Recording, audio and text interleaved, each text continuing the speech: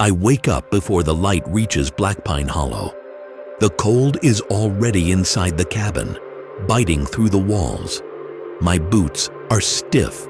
My hands ache before I move them. Out here, the day doesn't start when you're ready. It starts when it starts. My name is Elias Crowe, and this is the part no one shows. The forest looks calm from far away. Up close, it's heavy. Wet ground, rotten leaves, the smell of iron from old tools. I step outside, and the silence presses in. No birds, no wind, just trees watching. I check the shed, count the logs, and mark the hours in my head. There's no audience here. By mid-morning, my shoulders burn. I split wood near Gray Creek, the blade dull from yesterday. Each swing lands wrong. My knuckles crack. Blood mixes with sap. I don't stop. Stopping only makes it worse. The forest doesn't care if you're hurt. It doesn't slow down. Neither do I. I eat standing up. Cold bread. Lukewarm water. No fire. Smoke carries too far. I keep my back to the trees and my eyes open. Last winter, I saw tracks near Ridgeline Pass, too big for a deer. I don't say the name out loud. Names give things weight. When the light fades, the work doesn't end.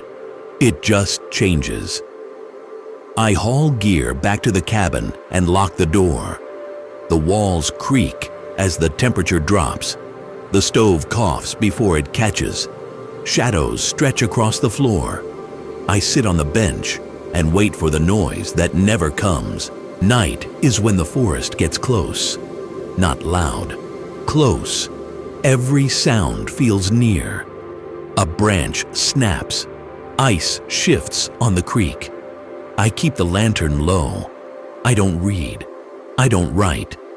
Thoughts show up on their own. Old ones, the kind you can't outrun. People think this life clears your head. It doesn't. It strips it. There's nothing here to hide behind.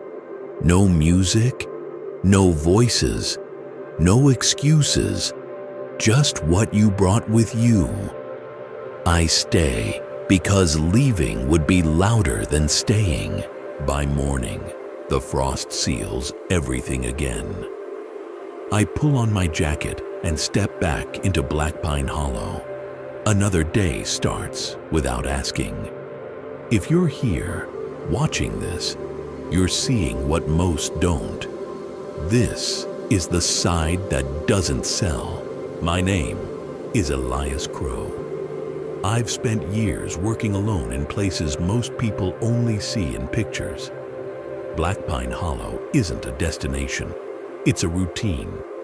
Days blend together out here, and time moves without asking permission. What you're watching isn't a lesson, it's a record. This channel exists to show what usually stays off camera. No speeches, no motivation, just work, silence, and the weight that comes with both. These stories aren't about winning against nature. They're about staying present when there's no one around to notice. If you're new here, take a moment to subscribe. Not because this will change your life, but because these stories keep going. Each one builds on the last. If you stay, you'll understand the rhythm. If you leave, that's fine too. I also want you to leave a comment. Tell me where you're watching from. A city apartment, a truck stop, a quiet house at night. Out here, distance matters.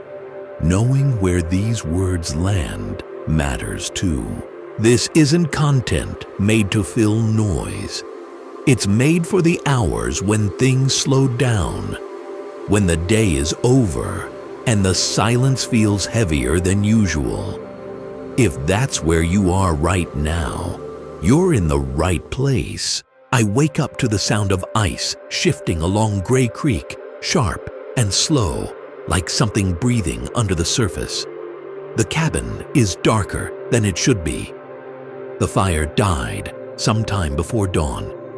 My fingers are numb before my feet touch the floor. Out here, cold doesn't announce itself. It just settles in and waits for you to notice. I step outside into Blackpine Hollow, and the air hits like a closed fist. The trees stand too close together, blocking the sky. Snow from last night hasn't melted.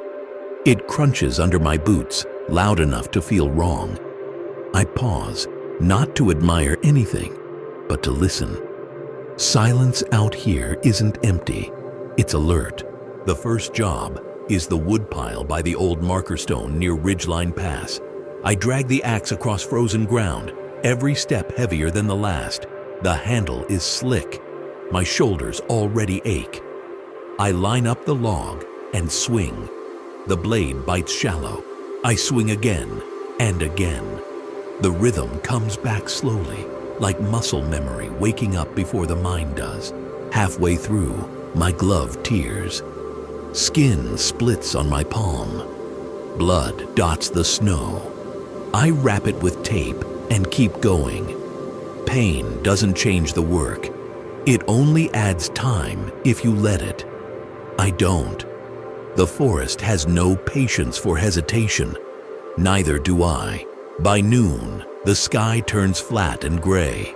No sun, no shadow. I eat near Ashrock Bend, back against a tree, eyes scanning the tree line. Cold bread, water from yesterday. I don't light a fire. Smoke travels too far, and I don't like announcing myself. I've seen tracks here before. Fresh ones. Wrong shape. The wind picks up in the afternoon, cutting through the hollow and rattling dead branches overhead. One snaps and crashes down not far from me. I don't jump. You learn not to. Fear wastes energy. I finish the last log and haul everything back toward the cabin. Breath steady, mind blank. Inside, the stove takes longer to catch. I feed it slow, watching the flame struggle before it settles. The walls creak as the temperature drops again. Shadows stretch and fold into corners. I sit on the bench and let my hands shake until they stop. There's no relief in finishing a day like this. Only continuation. Night comes fast, too fast. I lower the lantern and listen. Something moves outside, just beyond the tree line. Not close enough to see, not far enough to ignore. I don't reach for anything. I just sit there, breathing, waiting, knowing tomorrow will start the same way, whether I'm ready or not. The night doesn't pass. It stretches. I sit awake on the bench, the lantern turned low, listening to Blackpine Hollow breathe. Wind slides through the trees and stops. Then it starts again from a different direction. I don't move. Out here, movement invites questions you don't want answered. At some point, something circles the cabin. Slow steps. Careful. I hear snow compress, then release. Once, twice.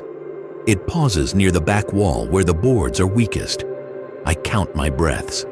One hand rests on the table. The other stays open. I don't reach for tools. Noise would make it real. By dawn, the sounds fade without explanation. No tracks near the door. Nothing broken. That's worse. I step outside anyway. The cold cuts deeper than yesterday. Frost clings to the axe head like a warning. I scan toward Ridgeline Pass. The trees look closer than they should. I head toward Gray Creek to check the crossing. Ice has cracked overnight, leaving dark seams in the water. I kneel and listen. The creek groans under its own weight. On the far bank, I spot prints half buried by snow. Too long, too heavy. They lead uphill and disappear into the timber. I don't follow. The work waits. It always does. I haul gear to Ashrock Bend, clearing deadfall from the trail. My breath fogs and hangs in the air. Each step feels watched. I don't turn around. I've learned that turning gives fear a shape. I keep my eyes forward and my pace steady. Midday brings a dull pressure behind my eyes. Hunger without appetite. I chew dry bread and swallow it hard. The forest stays quiet, but it's the wrong kind of quiet. No birds, no small sounds. Even the wind seems to avoid this place. I pack up faster than planned. On the way back, a branch snaps close enough to feel. I stop. The sound echoes once and dies. I wait. Nothing moves. Then I hear it. One breath that isn't mine. Low. Controlled. I take a step back and the sound stops. Whatever it is knows distance. I reach the cabin before dark and lock the door. The stove catches quicker this time, like it knows it's needed. I sit with my back to the wall and watch the flame. Outside, something shifts in the trees. Not rushing, not retreating, just staying. I don't sleep. I prepare for the morning to test me harder. The third morning breaks wrong. No wind, no sound from Gray Creek.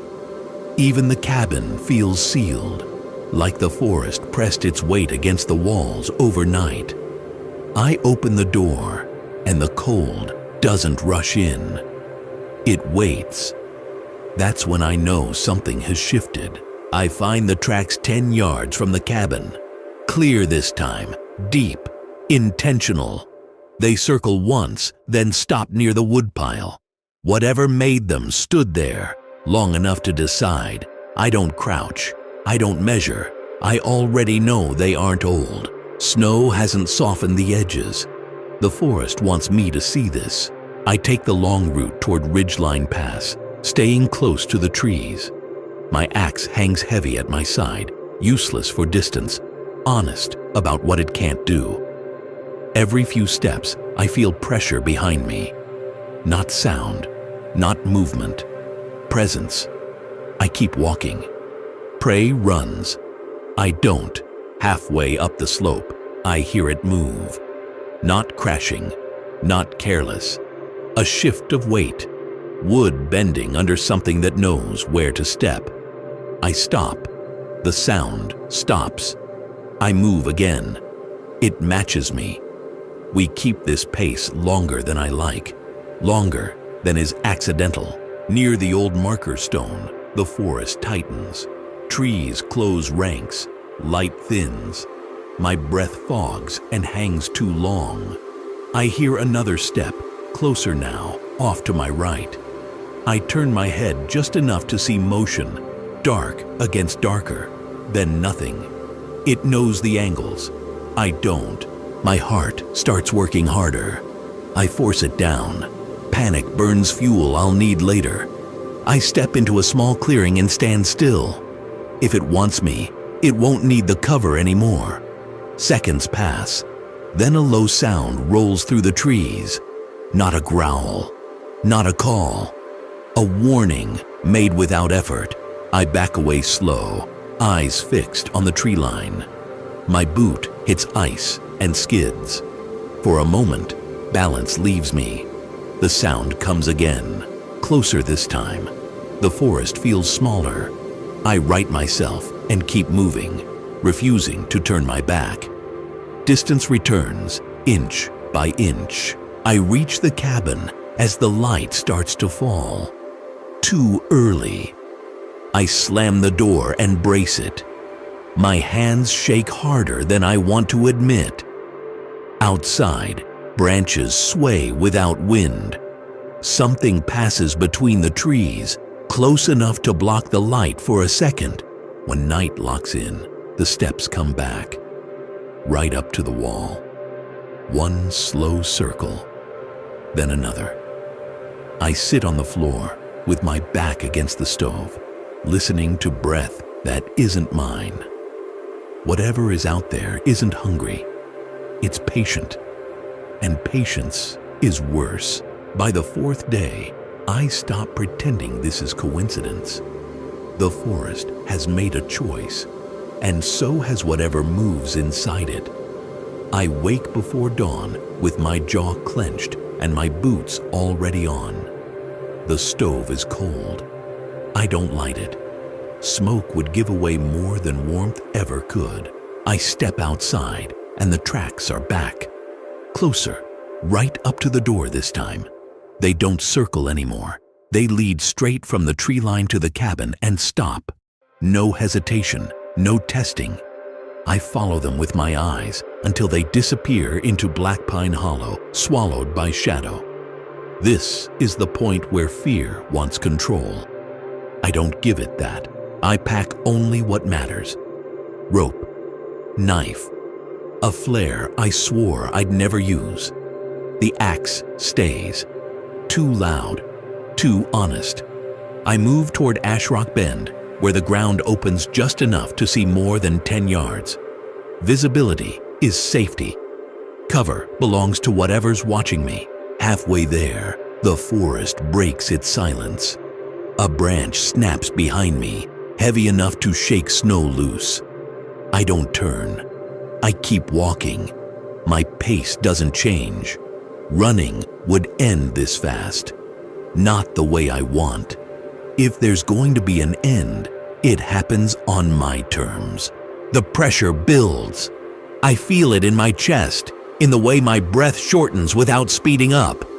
Another sound comes from the left now, closer than before. I stop in the open and stand still. If it wants me afraid, it picked the wrong day.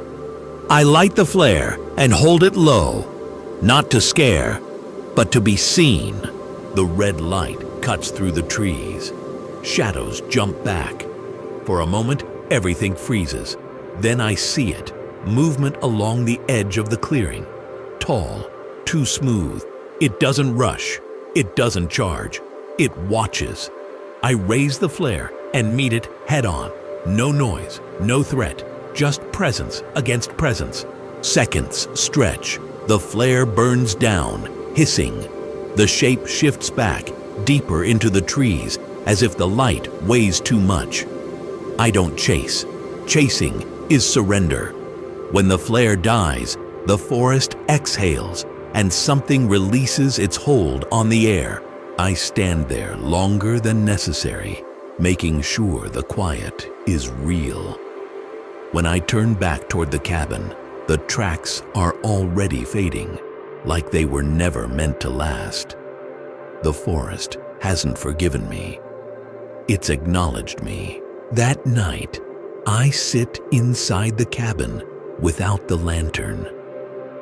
Darkness doesn't bother me now. Whatever was testing me found its answer. I didn't win. I wasn't brave. I just didn't break. And in Blackpine Hollow, that's the only point that matters. Morning comes thin and pale, like it's unsure whether it should show itself. I wake on the floor where I sat through the night, back stiff, legs numb. The cabin smells of cold iron and old smoke. I listen before I move. Nothing circles.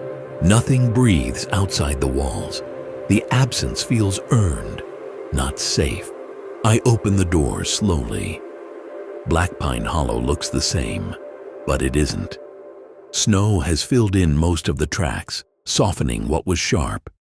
The forest hasn't reset. It's just covered its marks. I step out and stand still, letting the cold settle into me again.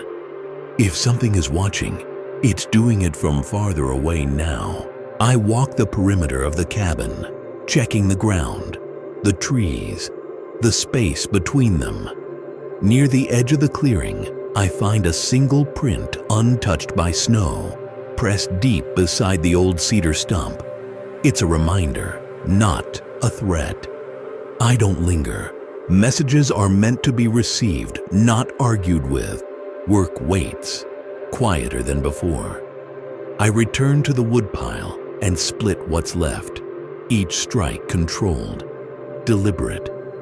My hands still hurt, but the shaking is gone. Pain has found its place. The forest allows me this small routine, and I don't mistake that for permission. By midday, clouds roll low over Ridgeline Pass, dragging shadow across the ground. I eat without stopping, eyes moving, senses open. Hunger doesn't distract me now, it sharpens. Every sound carries meaning again. A crow calls once from somewhere uphill, then goes silent. I take that as advice. In the afternoon, I walk to Gray Creek and check the crossing.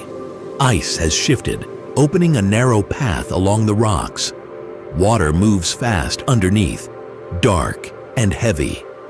I kneel and wash my hands, watching the blood from old cuts fade into the current. The creek takes everything without comment. On the way back, I feel it one last time. Not close, not pressing, just a weight in the distance, like eyes turned away but not gone. I stop and speak out loud for the first time in days. Not a challenge, not a plea, just acknowledgement. The forest stays quiet. That's answer enough. As night settles, I light the stove and let the cabin warm slowly. I don't lock the door right away. I sit and listen to the firework, to the wood adjusting, to my own breathing returning to normal. Whatever needed proving has passed. I stay one more night in Blackpine Hollow, not because it's safe, but because leaving now would mean nothing. In the morning, I'll pack what matters and move on. The forest doesn't chase, it doesn't follow, it remembers. And so do I. I didn't leave Blackpine Hollow with a story worth telling in a loud room. There was no proof to carry out, no mark on the trees, no name to give what watched me. By the time I packed my gear and stepped past the cedar line, the forest had already closed behind me. That's how it works. Whatever happens out there stays out there unless it changes you enough to walk differently afterward. I wasn't stronger. I wasn't fearless. I was quieter. I stopped expecting the world to explain itself to me. Some places don't teach lessons. They remove assumptions. They show you how little noise is actually necessary to keep going. If you're still watching this, it's probably late where you are. Maybe the room is dark. Maybe you turned this on to fill the silence. I won't tell you what to take from this, because the forest never told me anything either.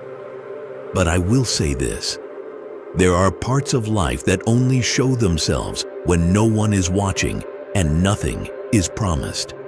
That's where you find out what you carry and what you can put down. My name is Elias Crowe. This was Blackpine Hollow, and some places don't need you to survive them. They just need you to leave without breaking.